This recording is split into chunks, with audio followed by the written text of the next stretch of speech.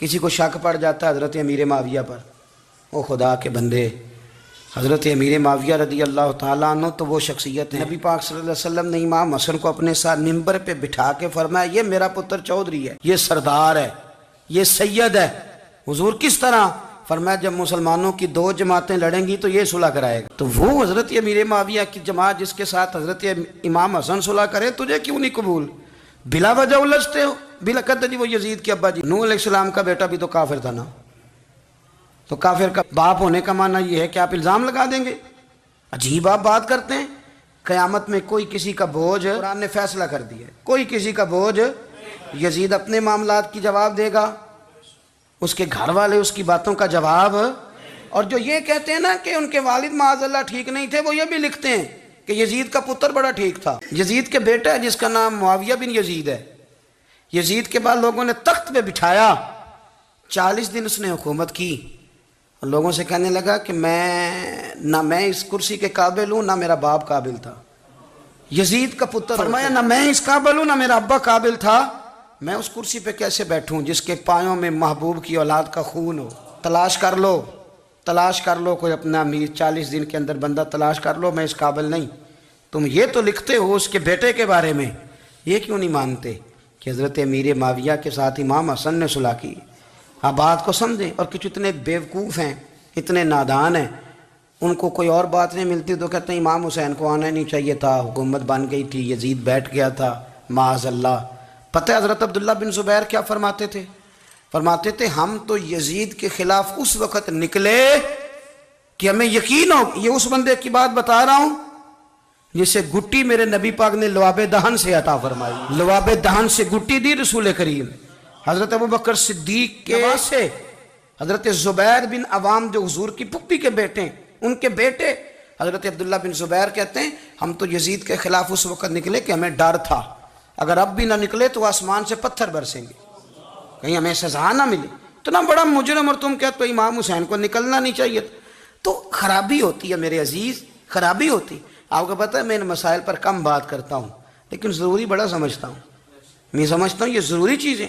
मेहरबानी फरमाएं किसी जगह भी किसी एक के बारे में भी अपने अकीदे में कभी कोई कमज़ोरी पैदा, कभी ना कोई कमज़ोरी पैदा, इतनी सी भी बात किसी की सुनना, किसी की करना, डिस्कस, हमारा मनसब ही नहीं। और कुछ और बेवकूफ़ हैं। मैं यूनिवर्सिटी में था चंद दिन पहले, तो लेक्चर के बाद एक दोस्त मुझे कहने लगे कि मौलवी एक दूसरे के पीछे नमाज नहीं पढ़ते। मैंने उसको कुछ प्यार की दलीलें भी दी, मोहब्बत की। इसको कहते हैं इल्ज़ामी जवाब हमारे उसूल तफसीर में। मैंने उसे कहा कि एक डॉक्टर से दवाई ले लें, दूसरे के पास जाएं तो कहते हैं उसे तो पता ही को नहीं, तुम गलत आदमी के पास चले गए। तो इससे आपको टेंशन नहीं होती? ये रोज़ सियासतदान धमा चौकड़ी मचा रहे होते हैं कि फलाना चोर है, फलाना चोर है, तो इससे नहीं टेंशन, मौलवियों की टेंशन है तुम्हें। कहने लगा जी नहीं, क्यों नहीं नमाज़ पढ़ते? मैंने उसे कहा यार, और वो मुझे कहने लगा जी आप बड़ी मुस्बत बात करते हैं तो इसलिए मैंने आपसे सवाल किया है। मैंने कहा यार बड़ी सादी सी बात है, अगर तेरी समझ में आ गई तो ठीक है, न भी आई तो मनवाना तो मेरे ज़िम्मे है भी नहीं, बताना मेरे ज़िम्मे है। तू ये बता, मैंने कहा तेरे अब्बा जी को, तेरी अम्मा को बंदा काफिर कह गुजरे, कोई मौलवी बहुत बड़ा शेखुल हदीस हो, उसूल तफसीर पे, फ़िक़्ह पे, हदीस पे दस्तरस रखता हो और मुस्तहज़र इल्म हो उस बंदे का, तेरे अब्बे और अम्मा को काफिर कहे, तू नमाज़ पढ़ता है? कहने लगा नहीं। तो मैंने कहा जो मेरे नबी पाक के माँ बाप को मुशरिक माने। और मैंने कहा अगर तुमने दलील चाहिए होगी तो बंदे मैं तुम्हें दूंगा और बाई नेम दूंगा और मैं उनकी तहरीरें तुम्हें दूंगा जो मर गए ये लिखते हुए कि चूंकि वो पहले चले गए थे, उन्होंने कलमा नहीं पढ़ा, लिहाजा माज़अल्लाह सुबह माज़अल्लाह दोज़ख में जाएंगे। तेरा हौसला पढ़ता है तो पढ़ नमाज, मेरा तो नहीं पढ़ता, मैं कैसे पढ़ूं? और इस कदर कमज़ोर नजरिए का आदमी कि अपने कलम से लिखता है, अपने कलम से अपनी किताब में लिखता है कि जिस मछली के पेट में हजरत यूनुस ने कुछ दिन गुजारे वो मछली जन्नत में जाएगी। तो शर्म नहीं आती? जिस मछली के पेट में यूनुस चंद दिन रहे वो जन्नत में जाएगी, और जिस माँ के पेट में मदीने वाले रसूल 9 महीने रहे, हया नहीं आती तुझे बात करते? फिर भी समझ ना आए तो हमसे आके अकीदा सुन। हो दुरूद तुझ पे भी आमिना, हो दुरूद तुझ पे भी, तेरे लाल पर भी सलाम हो, तेरी गोद कितनी अजीम है, तेरी गोद कितनी। यार आप मुझे दलील देना, मैं आप हमारी साड़ी ते बाटी कौन नहीं ते सांझी किसे नाल होनी है, हमारा किसी से जाती रट्टा ही कोई नहीं। आप बात को समझे, लेकिन तुझे कोई और चीज लिखने को मिली कोई नहीं, तूने कलम उठाया और तू तकलीफ देता है नबी पाक को, तू वसीयत वालिदैन को माज़अल्लाह ये लफ्ज कह के गुजर जाता है। और उनके नाम देखो, आमिना, नाम क्या है? आमिना। आमिना नाम काफिरों जैसा है। और वालिद का नाम क्या है? सुभान अल्लाह। अब्दुल्ला का माना ये काफिरों जैसा नाम है, मत मारी है। और किताबें लिखी जा रही हैं और सीरत लिखी जा रही है और दलीलें दी जा रही, लोगों को ख्याल ही नहीं आता। अजीब फ़लसफ़ा है। 4 अक़वाल हमारे बुज़ुर्गों ने लिखे हैं नबी पाक के वालिदैन के बारे में। सबसे पहले इमाम सयूती फरमाते हैं रसूल करीम अलैहिस्सलाम ने फरमाया कि पूरी दुनिया में जब कुफ्र रहता है तब भी 10 लोग अल्लाह की तौहीद पर हमेशा कायम रहते हैं। ये नहीं हो सकता कि सारी दुनिया कुफ्र से भर जाए। फरमाते हैं मेरे महबूब के वालिदैन भी उन 10 लोगों में शामिल हैं, हुजूर के वालिदैन भी उन। और दूसरा कौल आप फरमाते हैं नबी पाक के वालिदैन ज़माना फ़तरत पे थे। ज़माना फ़तरत वो ज़माना होता है जिसके अंदर नबी नहीं होता, तो लोग जिस दीन को बेहतर समझते हैं, अल्लाह की तौहीद के साथ उस पर अमल करते हैं, तो उन पर कोई मुआख़ज़ा। और तीसरी बात यह कि नबी पाक के वालिदैन हज़रत इब्राहीम की मिल्लत पर थे, हज़रत इब्राहीम के दीन पर थे। और हज़रत इब्राहीम का वो दीन है जिसको कुरान कहता है कि वो ही दीन इब्राहीमी दीन मुहम्मदी है सल्लल्लाहु अलैहि वसल्लम, वही दीन मुहम्मदी है। और चौथी बात, इसको अल्लामा ज़हबी ने लिखा, अल्लामा खिफाजी ने लिखा, काज़ी एजाज ने लिखा, मुहद्दिसीन ने लिखा। हदीस की रावी सैयदा आयशा सिद्दीक़ा रज़ी अल्लाह ताला अन्हा कहती, रात को मैं उठी तो मैंने नबी पाक सल्लल्लाहु अलैहि वसल्लम को रोते हुए देखा। या रसूलल्लाह क्या हुआ? फरमाया मैंने रब करीम की बारगाह में अर्ज़ की थी, या अल्लाह मेरे माँ बाप को ज़िंदा कर दे ताकि वो मेरा कलमा पढ़ लें। हैं तो पहले भी दीन फितरत पर उन्हें कुंतुम खैरा उम्मतिन का एजाज़ भी नसीब हो जाए। तो हमारे यहाँ ज़्यादातर लोग बात इसलिए सीखते हैं कि मैं कोई कहीं से मसला सीखूँगा फिर जाके अपनी मस्जिद के इमाम को तंग करूँगा कि वहाँ तो मैं ये सुन के आया हूँ तो यहाँ ये काम क्यों नहीं होता। मैं कोई बात सीखूँगा तो फिर मैं उससे बहस का दरवाज़ा खोलूँगा। इल्म का मतलब ही अपने आप को संवारना है। मालूमात हासिल करने का मतलब ये कि आपके अमल में पुख्तगी आए, आपके किरदार में पुख्तगी आए, आपने जो सीखा है आप उसके मुताबिक अपने आप को ढालें। मुस्लिम शरीफ में मौजूद है, नबी पाक सल्लल्लाहु अलैहि वसल्लम ने दुआ मांगी है, ए अल्लाह मैं उस इल्म से तेरी पनाह मांगता हूँ जो इल्म तो हो पर नफ़े वाला ना हो। जिस बंदे के इल्म ने उसे नफ़ा नहीं दिया, वो कुछ सीख नहीं सका उससे, तो उसका इल्म किसी को क्या नफ़ा देगा।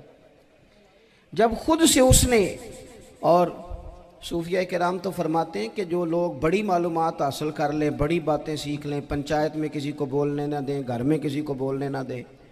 बहुत सारे लोग तो उलमा को भी मशवरा देते हैं, बड़ी बातें करे, लेकिन अमल के लिहाज से बंदा ज़ीरो हो तो अहले दिल फरमाते हैं उसकी सोबत से बचो। उसे बड़ा पता है, बड़ी बातें आती हैं, बड़ी बातें आती हैं, बड़ी बातें करता है, लेकिन गुफ्तगू की हद तक तो बहुत बड़ा है, अमल के मामले में सिफर है। बहुत सारे लोग मस्जिद के उजरे में मीटिंग हो रही होती और वो लंबी लंबी दलीलें और मशवरे दे रहे होते हैं, नमाज का टाइम आ जाए तो उठ के चले जाते हैं, कहते हैं मैं अपने मोहल्ले की मसीतें पढ़नी है। कईयों को काम याद आ जाता है। फरमाया कि शख्स के पास मालूमात बड़ी हों लेकिन अमल के मामले में बंदा ज़ीरो हो तो उससे बचना क्यों? इसलिए कि अगर पढ़ा लिखा आदमी बेअमल हो ना तो वो अपनी बेअमली पर भी दलीलें पेश करता है। वो कहता है मैं ये काम नहीं करता तो ये मेरे पास दलील है। वो तो बेअमली को भी मुज़य्यन कर देगा माज़अल्लाह। तो दीनी तालीम एक तो हासिल इसलिए करें कि हमने अपने आप को संवारना है, और दूसरा इल्म का शौक़ तबीयत में हो। देखे ना, अल्लाह के हबीब सल्लल्लाहु अलैहि वसल्लम ने फरमाया है कि जो इल्म के रास्ते पे चल पड़ा वो जन्नत के रास्ते पे चल पड़ा। जुमों में, महफिलों में कानों के जायके के लिए ना आए, इसलिए आए कि मेरे इल्म में, मेरे अमल में ये कोई इजाफे की बात बनेगी, मैं कोई नसीहत हासिल करूँगा तो मेरे दिल का जंग उतरेगा।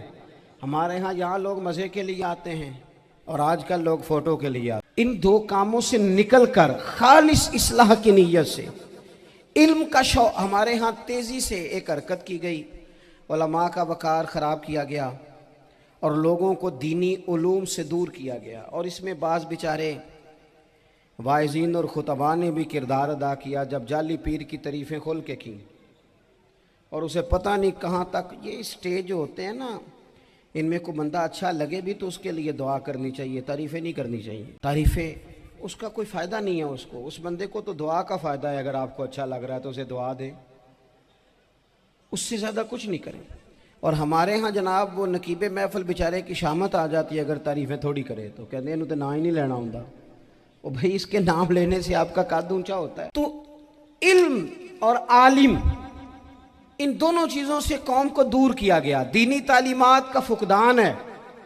जो मैट्रिक तक लोग 60-70 किताबें पढ़ जाते हैं उन्हें भी कुरान पाक ठीक से नहीं पढ़ना आता, दूर किया गया। आप मुझे बताइए, चले एक मस्जिद ही आप देख लें, उस मस्जिद के अंदर अगर एक तरफ एक आलिम दीन मिशकात शरीफ खोल के बैठे हों, हदीस पाक का दर्स हो रहा है, या बाहर शरीयत खोल के बैठे हैं, फ़िक़ही मसाइल बयान किए, और उसी मस्जिद में एक बाबा जी जुब्बा पहन के तगड़ा सा बड़ी सी पगड़ी बांध के और 500 दाने वाली तस्बीह लेके बैठे हैं। अब एक बंदा अंदर आता है तो वो किधर जाएगा, आलिम की तरफ के बाबा जी की तरफ? वो क्यों जा रहा है भला बाबा जी की तरफ?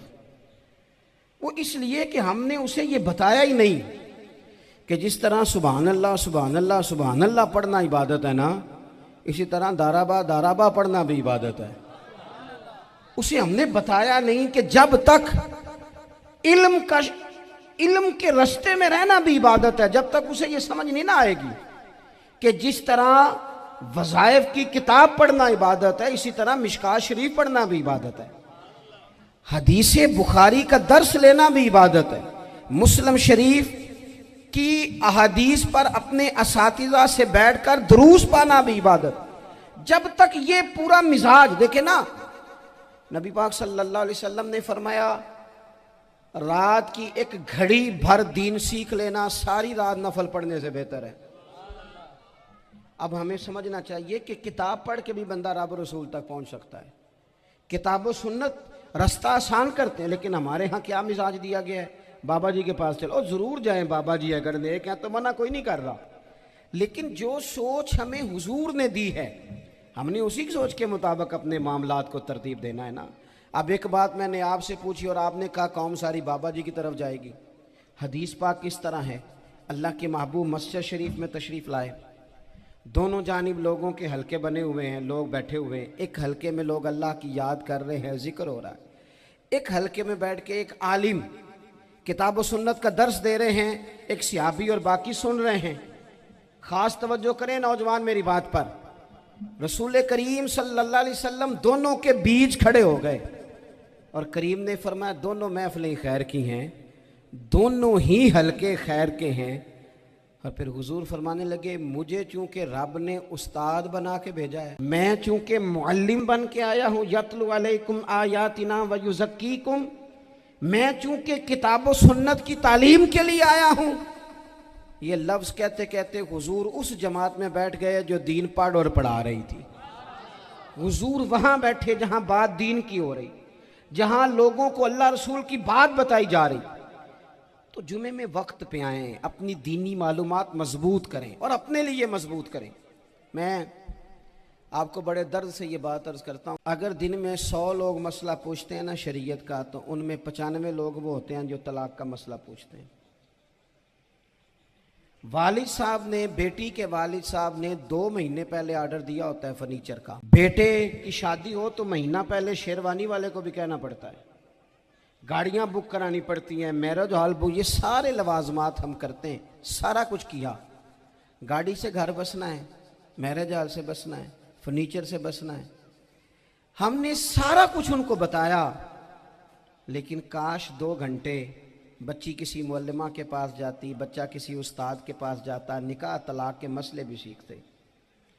मैं दावे से कहता हूं अगर हमें पता चल जाए कि 3 तलाकें इकट्ठी नहीं देनी चाहिए, क्योंकि दे दें तो हो जाती हैं, अगर हमें समझ आ जाए कि नहीं देनी चाहिए, ये मसला बयान हो, और ये वाले मसले हम महफिलों में भी नहीं बयान कर सकते, इसलिए कि लोग कहेंगे मसला तो वो बयान करेंगे जिस पे नारे लगेंगे, आप कौम को ये क्या बता रहे हैं, ये तो छोटा आलिम बताता है माज़अल्लाह इस तरह की बातें, तो बड़ी बड़ी को नुक्ते की बात बताएं, वो जिस तरह हमारे यहाँ वो 1 घंटा पहले नहीं कहते तगड़े हो जो मैं जुमला देने लगा, वो पता नहीं जुमला आ रहा है कि एटम बम आ रहा है, तैयार हो जाओ, जो मेरा जुमला ज़ाया ना करना, इधर भाग के चला गया उधर भाग के आ जाओ। अल्लाह जाने वो जिस तरह कभी लगता है ना पटारी से, अल्लाह जाने क्या निकलेगा, मैं जुमला देने लगा हूँ। तो मैं कहता हूँ तू आराम से बैठ के भी जुमला दे दे, तेरे जुमले से क्या निकलेगा।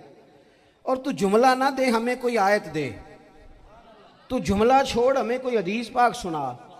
यानी हर नकीब, हर खतीब, हर नात खा उठ के कहता है सारा कुरान ही हुजूर की तारीफ है। और भाई अगर सारा कुरान हुजूर की तारीफ है तो चंद आयतें पढ़ दे फिर तू भी। तूने पढ़ी तो एक भी नहीं और तू कहता जा रहा है सारा कुरान ही हुजूर की तारीफ है। ये वाली तारीफ भी तो सुनाना कौम को, जो ये बच्चे इनके उस्ताद इन्हें सिखा रहे हैं और ये सीख रहे हैं, इस तरफ भी तो सफ़र करें।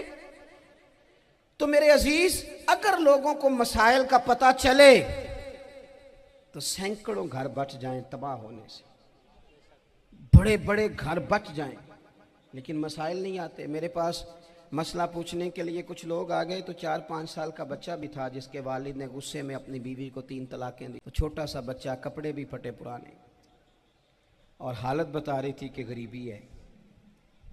तो जब मैंने मसला बताया कि 3 तलाकें हो गई हैं तो वापस जाने लगे। तो बच्चा मुझसे कहता है, देहाती आदमी, तो कहने लगा मौलवी साहब मेरी अम्मा ते नानी कहनी असन पूछ के आई आप कि हुण असीं लहदा लहदा ही रहना है। तो उस बच्चे की नौनिहाल की वो कैफियत देखी तो मैं रो पड़ा। मैंने कहा यार ये बच्चा बेचारा माँ बाप के होते हुए ये यतीमों जैसी ज़िंदगी गुजारेगा क्योंकि बाप ने तलाक दे दी। किस तरह मसाइल नहीं बताए लोगों को, तालीम से आगाही नहीं किया। और इसमें बहुत बड़ा जुल्म है उन लोगों का भी जो जनाजे पे खड़े होके तो कह देते हैं मेरी तरह के लोग, अच्छे उलमा की बात नहीं करता, वो कह देते हैं देखो जिन लोगों को जनाजा नहीं आता, भैया आपने किस दिन इशा के बाद क्लास लगाई थी जनाजा सिखाने की? ये तो आपने कह दिया लोगों को कुरान जी ठीक नहीं आता। तो यहाँ तो बेचारी बीबियाँ जिनको सही पढ़ना नहीं आता वो मिशन बना लेती हैं कि मैंने इतने शौक हो कुरान पाक पढ़ाना है, बेवा हो गई हूँ, तलाक याफ्ता हो गई हूँ, सारी ज़िंदगी कुरान पढ़ाऊँगी। हम क्यों ये मिशन नहीं बनाते, क्यों इस तरफ सफ़र नहीं करते? एक तो दीनी मालूमात में, दीनी उलूम में अपने आप को लगाएं और ज़ौक़ पैदा करें कि जो चीज़ें मुझे नहीं आती मैंने वो सीखनी है, जो मामलात मुझे नहीं आते मैंने उनकी तरफ सफ़र करना है। एक तो अपना ये मिजाज बनाएं। और जब आप दीनी उलूम सीखते हैं तो पता है कौन सा मंज़र कायम होता है? मंज़र वो बनता है कि हज़रत अबू हुरैरा भी दीन सीखा करते थे, हज़रत अब्दुल्ला इब्न उमर भी असहाबे सुफ़ा में रहा करते थे, हज़रत अनस बिन मालिक भी रहा करते थे। और ऐसा मंज़र बनता है कि हज़रत सैयदा खतीजतुल कुबरा रज़ी अल्लाह तआला अन्हा फरमाती हैं सैयदा फ़ातिमा हुजूर की गोद में बैठी होती थी और नबी पाक से बातें पूछती थी और हुजूर उन्हें बता रहे होते थे। सैयदा आयशा हुजूर से दीन की बातें पूछती। चौथा हिस्सा हमारी फ़िक़्ह के उसूल हज़रत फ़ातिमा की, हज़रत आयशा सिद्दीक़ा की मरवियात पर मबनी है। अगर हमारी बच्चियां छोड़ दें डाइजेस्ट पढ़ना, छोड़ दें इधर उधर की मूवी देखना और वो किताबों सुन्नत पर आ जाएं तो बहुत सारे मसाइल ऐसे हैं जो उलझने से पहले ही सुलझे हुए हों। दीनी तालीम का मिजाज और ज़ौक़। और दूसरी आयत करीमा मैंने तिलावत की, अल्लाह करीम ने कुरान मजीद में फरमाया या अय्युहल्लज़ीना आमनू क़ू अनफुसकुम व अहलीकुम नारा, ऐ ईमान वालों खुद भी दोज़ख की आग से बचो और अपने घर वालों को भी बचाओ। ओ वालिद, वो माँ जो बच्चों को भूख से बचाने के लिए मेहनत करती है, उनको मायूसी से बहुत सारे माँ बाप ऐसे होते हैं जिनके पास कपड़े लेने के पैसे नहीं होते ईद पे। क्यों अजीज़ भाई, जिस तरह हम अपने बच्चों को देखें, बहुत सारे माँ बाप के पास गुंजाइश नहीं होती, लेकिन इस नीयत से कि बच्चों के दिल टूट जाएंगे, ईद पे कैसे गुजारा करेंगे, मुश्किल से भी कपड़े ख़रीद के देते। इस तरह हम अपने बच्चों को भूख से, प्यास से, मायूसी से बचाते हैं। इस तरह हमारे रब ने हमारे ज़िम्मे लगाया है कि तुम अपने बच्चों को कोशिश करो दोज़ख की आग से बचाने की। हज़रत उमर फ़ारूक रज़ी अल्लाह तआला अन्हु ने अर्ज़ किया था या रसूल अल्लाह सल्लल्लाहु तआला अलैहि वसल्लम, इस आया करीमा का माना क्या है? तो महबूब करीम अलैहिस्सलाम ने फरमाया उमर, जिन चीज़ों का अल्लाह तुम्हें हुक्म देता है तुम अपने घर वालों को उन चीज़ों का हुक्म दो, जिन चीज़ों से रब रसूल तुम्हें मना करते हैं अपने घर वालों को उनसे रोको, अपने घर के अंदर निफाज़े दीन करने की कोशिश करो। मेरे भाई, बहुत ज़्यादा आजमाइश है हमारे घरों में, बेचैनियाँ हैं, इस्तराब है, बच्चों में सख्ती है, बहन भाई एक दूसरे के साथ लड़ते हैं, मिजाजों में तलखी आ गई। क्यों भला? इसलिए कि माँ बाप को जो बेहतरीन किरदार और जो हसीन तरीका घर में अपनाना चाहिए था, बच्चे तकरीर बाहर से सुनते हैं लेकिन वो फॉलो अपने माँ बाप को करते हैं। अगर माँ बाप में हौसला हो, सब्र हो, इत्मीनान हो, खुददारी हो, थोड़े पर गुजारा करने का मिजाज हो। देखे ना, आज डिप्रेशन है, टेंशन है, पैनिक्स अटैक्स हैं, बड़ी सारी चीज़ें आ गई हैं। क्यों भला? सब्र नहीं, तहम्मुल नहीं, बुर्दबारी नहीं। आजमाए। एक दिन एक बच्चा मेरे पास आ गया मदरसे का और आके वो रोने लगा। मेरे घर वाले कहने लगे खाना छोड़ दें, पहले इसकी बात सुन ले। मैंने कहा पुत्र क्या हुआ, किसी ने मारा है किसी उस्ताद ने? कहने लगे नहीं हजरत, घर फ़ोन किया था तो मेरी अम्मा और अब्बा की लड़ाई हो रही है। बच्चा कांप रहा है, टांगे कांप रही हैं। मैंने कहा क्या हो क्या गया तुम्हें पुत्र, लड़ाई हो रही है तो घरों में हो ही जाती है। कहने लगे नहीं, आपको पता नहीं, वो बड़ा सख्त लड़ते हैं। मेरे वालिद जब मेरी वालदा को मारने के लिए आगे बढ़ते हैं तो हम सारे चारपाइयों के नीचे छुप जाते हैं, हमें खौफ आता है, वो मंजर खतरनाक होता है। ये कौन तकलीफ दे रहा है अपने बच्चों को? यहाँ बैठे हमारे यहाँ मीलों दूर रहते थे उसके घर वाले, तो वो तकलीफ में था, तो घर में क्या कैफियत होगी? अगर हौसला हो, सब्र हो, कनात हो, अल्लाह के दिए हुए थोड़े रिस्क पर हमें राजी रहना आता हो, हमारे घरों में सुकून आए, इत्मीनान आए। हम जो ज़िंदगी बड़ी खुशी खुशी गुजार सकते हैं, हमारे मिजाजों का लालच, हमारी तबीयतों की बेराह रवी, हमारी झूठी अना का बुत, उन सारी चीज़ों को ख़त्म कर देता है। अपनी ज़िंदगी के अंदर अगर हम वो किरदार अपने बच्चों को दें, जिस किरदार में मोबाइल भी हो, जिसमें गाड़ी भी हो, जिसमें पैसे भी ला के अब्बा दराज में रखता हो, लेकिन वालिद का घर में मुसल्ला भी मौजूद हो, उसकी कोई तस्बीह भी हो, वो ये भी कहता हो कि खुदा ने अपने फजल से आज 5,000 दिया है तो इसमें 1,000 गरीबों का भी है, इसमें थोड़ा सा मैंने अल्लाह की रिजा के लिए भी रखा है। अगर कोई मुश्किल आ जाए तो वो बाप और माँ को सब्र करता हुआ देखते हो। अगर एक बाप कर बात करे तो दूसरा बर्दाश्त करता हो। खुदारा अपनी औलादों को इस अजियत का शिकार न करो। अपने घरों के अंदर वो खुददारी, वो प्यार, वो वक़ार, वो मोहब्बत, वो अंदाज।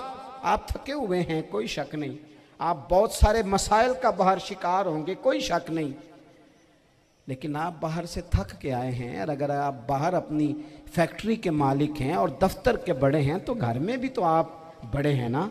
आपकी माँ भी तो इंतज़ार कर रही है, उसने भी तो दुखड़ा सुनाना है ना आपको।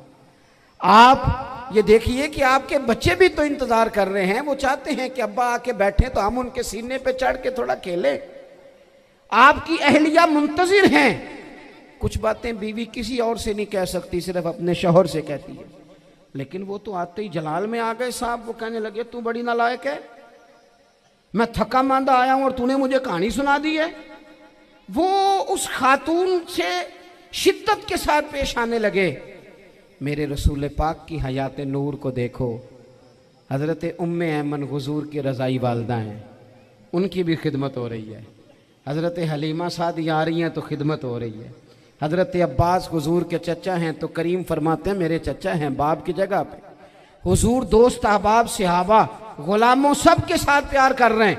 9 अज़वाजे मुतहरात हैं घर के अंदर, और कैफियत ये है कि हुज़ूर सिर्फ उनकी ज़रूरतों का ही ख्याल नहीं करते, ख्वाहिशात का ही ख्याल नहीं करते, बल्कि मेरे करीम का तरीका ये है कि कोई बंदा आज बोल क्या रहा है, वो कहाँ खड़ा है, आज उसके जुमले किस तरह के हैं, उसका लहजा किस तरह का हो गया है और उसे ठीक कैसे करना है।